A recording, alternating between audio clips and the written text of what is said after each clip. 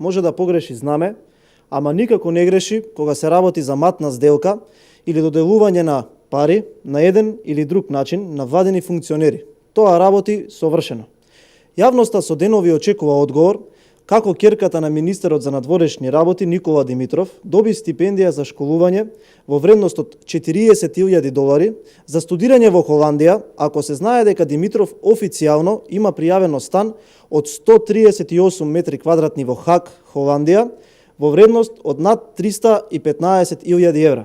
Замислете, човек кој поседува стан од 138 метри квадратни, чија вредност самиот ја проценил на €315,000, добил од државата за стипендирање на високото образование на својата ќерка $40,000 во услови кога тука во Македонија учениците немаат учебници, кога училиштата едва и плаќаат превоз, грејење, кога исплатата на стипендиите за нашите студенти и ученици доцни по неколку месеци, кога не им се набавува оброк на учениците во некои училишта и слично.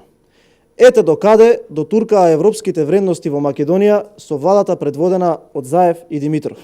Почитувани, очигледно за оваа власт нема ништо спорно што ќерката на министерот за надворешни работи се стипендира со мрсна стипендија да студира во Холандија, тоа што фирмата на снаата на советничката Цветанка Ласкова доби грант од €300,000 од Фондот за иновации, тоа што фирмите на вице-премиерот Андјушев добиваат државни тендери, тоа што децата на функционерите од власта се вработуваат на сметка на други млади и образувани кадри. Јавноста очекува во најмала рака Димитров да се откаже од овие пари заради морални и етички причини.